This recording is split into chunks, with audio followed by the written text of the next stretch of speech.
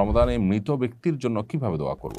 অনেকেই বলে রমজান মাসে নাকি মুর্দারা বাড়িতে আসে, এটা কতটুকু সত্য? স্বপ্নদোষ হলে কি রোজা ভেঙে যাবে? আমার দাদি অতি বৃদ্ধ এবং অসুস্থ, তিনি রোজা রাখতে পারেন না, করণীয় কি? রমজান রোজা রেখে হাত পায়ে নখ কাটা যাবে কিনা? রমজানে মৃত ব্যক্তির জন্য কিভাবে দোয়া করব? কোনো খতম বা এই ধরনের কিছু করা জায়েজ আছে কিনা? খুবই প্রাসঙ্গিক একটি প্রশ্ন করেছেন আমাদের এক বোন। রমজানে মৃত ব্যক্তির জন্য আমরা দোয়া করতে চাই, বিশেষ করে রমজান উপলক্ষে আমাদের মৃত মা বাবা তাদের পক্ষ থেকে, আমাদের প্রিয়জনদের পক্ষ থেকে কিছু করার তাগাদা আমরা অনুভব করি। এক্ষেত্রে দোয়ার ক্ষেত্রে যেটি হবে যে আমরা নিজেরা আল্লাহর কাছে তাদের হয়ে তাদের জন্য মাগফিরাত কামনা করব, দুহাত তুলে দোয়া করব, চোখের পানি ফেলবো, অন্যদেরকে দিয়ে দোয়া করাবো বা অন্যদের কাছে দোয়া চাইবো তাদের জন্য, এটি হতে পারে। দ্বিতীয়ত, তাদের তরফ থেকে আমরা দান সাদাকা করব। মৃত ব্যক্তির জন্য যে সমস্ত বিষয়গুলো করা যায়, তাদের পক্ষ থেকে উমরা করা যায়, হজ করা যায়, দান সাদাকা করা যায়, কোনো ব্যক্তিকে আপনার খাদ্য দেওয়া যায়, আল্লাহর কাছে দোয়া করা যায়। অনেকগুলো আমাদের মতে আপনি কোরআন কারীমের তেলাওয়াত পড়ে যদি বলেন যে আল্লাহ এর সবটা আমি তাকে দিতে চাই, সেটা অনেকের মতে দেওয়া যায়। এই যে ব্যাপারগুলো যেগুলো মৃত ব্যক্তির তরফ থেকে করা যায়, সেগুলো আপনি করবেন। এর বাইরে খতম করার একটা প্রচলন আমাদের সমাজে আছে যে রমজান উপলক্ষে আমাদের মৃত ব্যক্তির তরফ থেকে খতম করায়। আসলে লোকজন ভাড়া এনে টাকা পয়সা দিয়ে খতম করালে সওয়াব তো হবেই না, বরং গুনাহ হবে। কারণ খতম কোরআন কারীম তেলাওয়াত পড়ে শেষ করা বা তেলাওয়াত করা এটা একটা ইবাদত। এটার বিনিময়ে দেওয়া এবং নেওয়া জায়েজ নাই, বিধায় এটা চলবে না। হ্যাঁ, আপনারা পরিবারের সদস্যরা কেউ কোনো অংশ তেলাওয়াত করলেন, করে এটার সওয়াব যেন আল্লাহ তাকে দেন সেই হিসাবে আপনি নিয়ত করলেন, বাস এটা হতে পারে। এবং আপনারা নিজেরা ভাগযোগ করে নিলেন, পুরো 30 পারা কোরআন নিজেরা ভাই বোন বা আত্মীয়স্বজনরা ভাগ করে নিলেন এবং সবাই যে যেটুকু পড়লেন এটার সব যেন আল্লাহ তাআলা তাকে পৌঁছে দেন, সেজন্য দোয়া করি। এটা হতে পারে অনেক ইমামদের মতে, সেটির সুযোগ রয়েছে। রমজান রোজা রেখে হাত পায়ে নখ কাটা যাবে কিনা? জি ভাই, রমজান রোজা রেখে হাত পায়ে নখ কাটা যাবে, চুল কাটা যাবে, কোনো অসুবিধা নেই। আপনি সরিষার তেল অথবা অন্য কোনো প্রসাধনী, হালাল প্রসাধনী ইত্যাদি মাখতেও পারবেন, কোনো অসুবিধা নেই। এতে রোজা ভঙ্গ হবে না। আতর ব্যবহার করতে পারবেন, মেসওয়াক করতে পারবেন, এর ফলে রোজা ভঙ্গ হবে না। দিনের বেলা ঘুমানোর পরে স্বপ্নদোষ হলে কি রোজা ভেঙে যাবে? রোজাদার ব্যক্তি দিনের বেলা যদি তিনি ঘুমিয়ে পড়েন এবং দিনের বেলা যদি তার স্বপ্নদোষ হয়, তাহলে এর ফলে তার সিয়াম ভঙ্গ হবে না, তার রোজা ভঙ্গ হবে না, কারণ এটা তার হাতে নয়। তবে ইচ্ছাকৃত বীর্যপাত ঘটালে সেটি অবশ্যই রোজা ভঙ্গের কারণ হবে, স্ত্রী সহবাস করলে রোজা ভঙ্গের কারণ হবে, সেটি বলাই বাহুল্য। কিন্তু স্বপ্নদোষ হলে যদি বীর্যপাত হয়ও, তার ফলে তার রোজা ভাঙবে না, তবে গোসল ফরজ হবে, সেই হিসাবে তিনি গোসল করে নামাজ আদায় করবেন। ডায়াবেটিস পরীক্ষার সময় সামান্য রক্ত বের করা হয়, রোজা অবস্থায় ডায়াবেটিস পরীক্ষা করা যাবে কি না? ভাই আমিনুল ইসলাম, ডায়াবেটিস পরীক্ষার সময় সামান্য যে সুইয়ের অগ্রভাগে যে পরিমাণ পানি থাকে, ওই পরিমাণ রক্ত যে বের হয়, এর ফলশ্রুতিতে আপনার অজুও ভঙ্গ হবে না, যদি এটা গড়িয়ে পড়ার মতো অতটুকু না হয়। আর যদি বড় এক ফোঁটা হয়, যেটা আসলে গড়িয়ে পড়ার মতো হয়, তাহলে সেক্ষেত্রে রোজা ভঙ্গ হবে।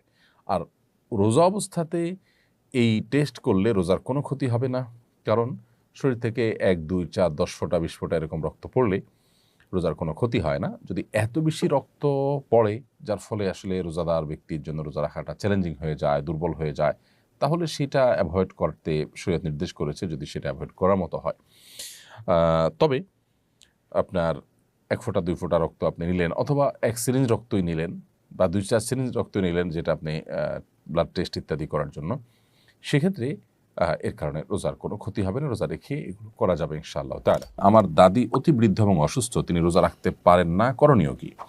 বোন আমেনা, আপনার দাদি যিনি অতি বৃদ্ধ এবং বয়সাধিক্যের কারণে তিনি রোজা রাখতে পারেন না, এবং এরকম ব্যক্তি সুস্থ হয়ে আবার কখন রোজাগুলো রাখবেন সেই সম্ভাবনা একেবারেই ক্ষীণ, নেই বললেই চলে।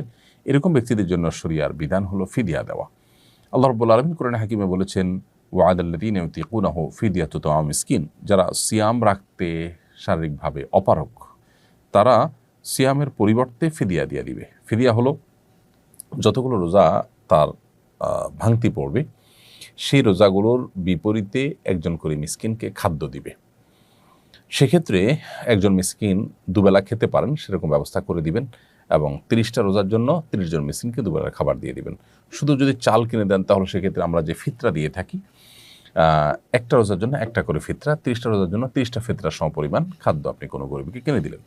আনুমানিক 1.5 কেজি করে চাল যদি আপনি প্রত্যেক রোজার জন্য দেন, তাহলে 30টা রোজার জন্য 45 কেজি করে চাল আপনি একটা ফ্যামিলিকে কিনে দিলেন অথবা কয়েকজনকে কিনে ভাগ করে দিলেন, তাতে ইনশাআল্লাহ বিদিনিল্লাহ আপনার দায় মুক্ত হয়ে যাবেন। অজু করে নামাজ পড়ার পর অনেক সময় দেখি আমার দাঁতের খাবারের ক্ষুদ্র কণা আটকে আছে, এটি কি আমার নামাজ হবে? বোন রামিসা, আপনি অজু করার পর যদি ক্ষুদ্র কণা আপনার দাঁতে লেগে থাকে এবং সেটা এতটাই ক্ষুদ্র যে একটা চনাবুট এর চাইতেও ছোট ক্ষুদ্র, তাহলে এর কারণে আপনার রোজার কোনো অসুবিধা নেই, যদি এটা পেটেও চলে যায়। আর যদি আটকে থাকে আর আপনি এটা বের করে ফেলে দেন, তাহলে তো কোনো অসুবিধাই নেই, সাইজ যাই হোক না কেন। অনেকেই বলে রমজান মাসে নাকি মুর্দারা বাড়িতে আসে, এটা কতটুকু সত্য? রমজান মাসে মুর্দারা বাড়িতে আসে মর্মে যে কথা প্রচলিত আছে আমাদের সমাজে, সেটা একেবারেই ভুল এবং ভ্রান্ত কথা, এর কোনো বাস্তবতা নেই, নিছকই মন গড়া কথা। বিদায় এখান থেকে আমরা যথাসম্ভব মন গড়া কথা থেকে আমরা বিরত থাকার চেষ্টা করব। এরপরে প্রশ্ন হলো, রোজা অবস্থায় ইনসুলিন গ্রহণ করা যাবে কি না? রোজা অবস্থায় ইনসুলিন গ্রহণ করা যাবে, কারণ যে ইনসুলিনটা আমরা গ্রহণ করি সেটা আমাদের আসলে পাকস্থলিতে বা পেটের ভেতরে যায় না, খাদ্যের কাজ দেয় না, এটা জাস্ট চামড়ার নিচে এটি থাকে, যার কারণে এই ইনসুলিন আপনি রোজা অবস্থায় গ্রহণ করতে পারবেন। রোজা অবস্থায় চোখ, নাক ও কানে ড্রপ ব্যবহার করা যাবে কিনা? বোন আমিনা, রোজা অবস্থায় আপনি চোখে ড্রপ ব্যবহার করতে পারেন, কানে ড্রপ ব্যবহার করতে পারেন, তবে নাকে ড্রপ ব্যবহার করতে পারেন না, কারণ নাকের যে ড্রপ সেটা আপনার নাকের ছিদ্র হয়ে কণ্ঠনালী হয়ে আপনার পেট পর্যন্ত যেতে পারে, সেজন্য এটা আপনি করতে পারবেন না। আর চোখ এবং কানের ড্রপ এটা আপনি ব্যবহার করতে পারবেন, কারণ বিশুদ্ধ মত অনুযায়ী, গবেষণা অনুযায়ী চোখ এবং কানে যে ড্রপ ব্যবহার করা হয়ে থাকে সেটা আমাদের পেটে যাওয়ার সম্ভাবনা একেবারেই ক্ষীণ। এর মধ্যে একটা তো আছে যে পেটের সাথে যাওয়ার কোনো কানেকশনই নেই, যার কারণে এগুলো আপনি ব্যবহার করতে পারবেন। বিগত রমজানের কাজা রোজা না রাখলে কি সামনে রমজান রোজা হবে না? বোন খাদিজা, এমন কোনো কথা নেই যে বিগত রমজানের কাজা রোজা না রাখলে রমজান রোজা হবে না। রমজান রোজা আপনি রেখে ফেলবেন এবং রমজানের পরপরই বিগত রমজানের যে কাজা রোজাগুলো রয়েছে সেগুলো দ্রুততার সাথে আপনি রেখে ফেলবেন। নাসরিন আক্তার সৌরভ, আপনি লিখেছেন কিভাবে মোবাইল ফোনের প্রতি আসক্তি কমানো যায়? বোন নাসরিন আক্তার, মোবাইল ফোনের প্রতি আসক্তি কমানোর জন্য নিজেকে নিয়ন্ত্রণ করা যদি কঠিন হয়, তাহলে সেক্ষেত্রে প্রয়োজনে স্মার্টফোন ছেড়ে বাটন ফোনে চলে আসতে হবে। কিছুদিনের জন্য যদি আপনি চেষ্টা করেন, অসম্ভব কোনো বিষয় নয়। কিছু কিছু হয়তো অসুবিধা হবে, কিন্তু সেগুলো আপনি ওভারকাম করতে পারবেন। মহিলারা কি পিল খেয়ে মাসিক বন্ধ রেখে রোজা রাখতে পারবেন? মহিলারা পিল খেয়ে মাসিক বন্ধ রেখে রোজা রাখতে পারবেন যদি তাদের শরীরে বড় কোনো ক্ষতির আশঙ্কা না থাকে। যদি বড় কোনো সাইড এফেক্ট হতে পারে এরকম মনে হয়, তাহলে সেক্ষেত্রে নিজের শরীরকে ক্ষতি করে, ধ্বংস করে আপনি এটা করতে পারেন না। আল্লাহ বলেছেন, ওয়ালা তুলকু বিআইদিকুম ইলা তাহলুকা, তোমরা নিজেদেরকে ধ্বংসের দিকে ঠেলে দিও না। বিধায় নিজেদের ক্ষতি করে এরকমটি করা উচিত হবে না।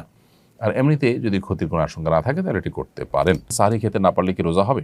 সারি খেতে না পারলেও রোজা হবে। কোনো কারণে কেউ সারি খেতে পারলো না, তার মানে তিনি রোজা রাখবেন না, ব্যাপারটা কিন্তু তা নয়। অনেকে আছেন যে সারি খেতে না পারলে তিনি ভেঙে পড়েন যে কীভাবে রোজা রাখবেন। আসলে এতটা দুর্বল হওয়া, এতটা হীনমন্য হওয়া মুসলমানের সাজে না। এই জন্য সারি খেতে না পারলেও আমি রোজা রাখলে আমার সে রোজা যে একেবারে আমার জীবনহানি করে ফেলবে, আমি মরে যাব, এরকম তো না। এই জন্য হিম্মত করা দরকার। তাছাড়া সাহারি খাওয়াটা এটা রমজানে রোজার একটা সুন্নত আমল। এর ফলে রোজার মূল স্ট্রাকচার ফরজ বা ওয়াজিব তো আর ছুটছে না, যার কারণে আপনার